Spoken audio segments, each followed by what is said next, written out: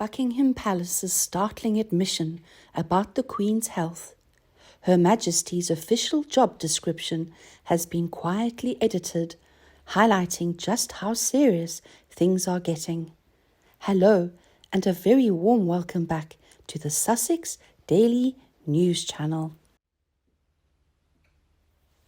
Elizabeth II was lumped with her role as the head of the monarchy at the tender age of only 25.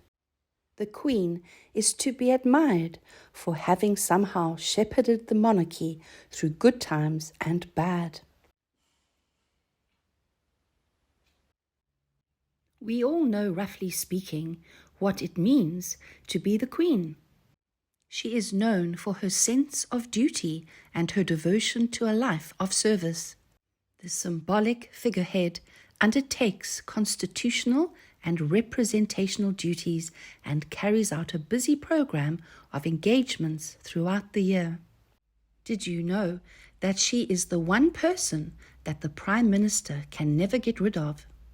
The Queen has always had an actual job description, but Buckingham Palace has been quietly adjusting this behind the scenes.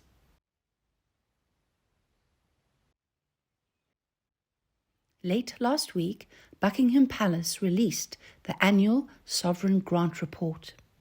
The Sovereign Grant is the funding that is provided to support the official duties of the Queen and maintain the occupied royal palaces.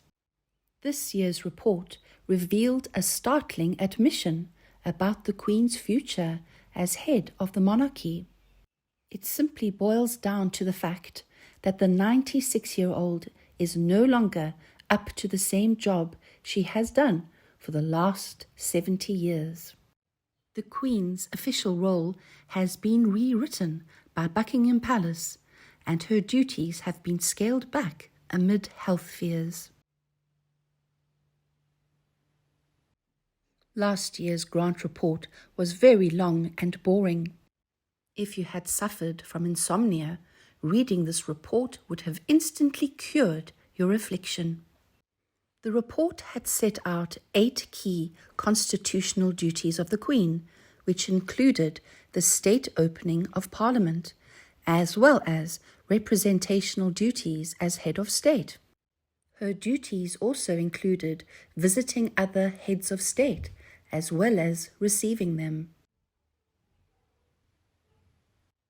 Her Majesty's previous duties have now been watered down and replaced with a vaguer language that states the Queen's new role. As head of the nation, the Queen will now only fulfill her duties where appropriate or necessary. The move comes after the Prince of Wales, Charles, and Duke of Cambridge, William, jointly attended the state opening of Parliament on the Queen's behalf this year.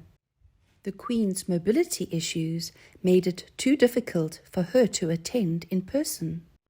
But despite her frequent absence from public events in recent years, the Queen delighted royal watchers when she attended a series of events at Holyrood House in Scotland last week. It was wonderful to see the smiling Queen, since we have not seen much of her since last October, when her health conditions became concerning. The palace has now admitted that Her Majesty is no longer able to do her full job.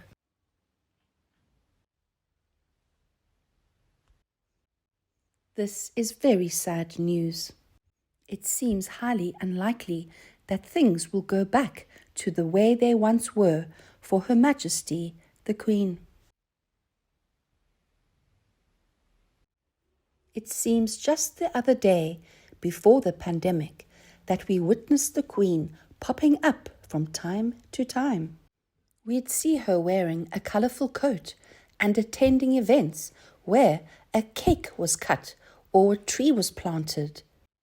She would sometimes grace us with her presence when a new hospital wing was unveiled. Now, all this has gone.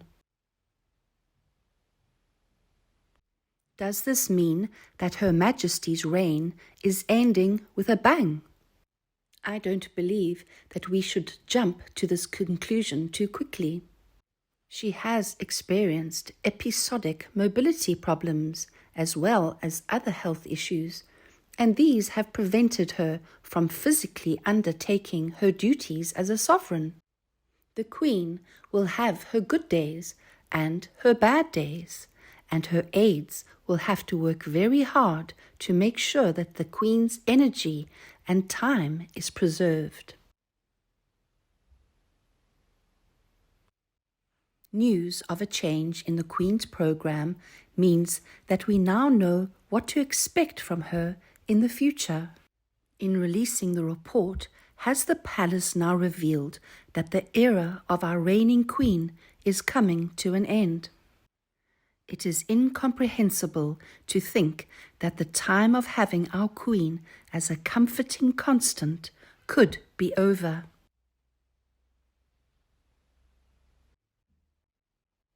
However, in the future, we might be lucky enough to see a few trickle of photographs or short videos that the Queen's official channels may release. We may very well see her attending the odd engagement. We may even get to see the Queen via a video call where she addresses somebody important.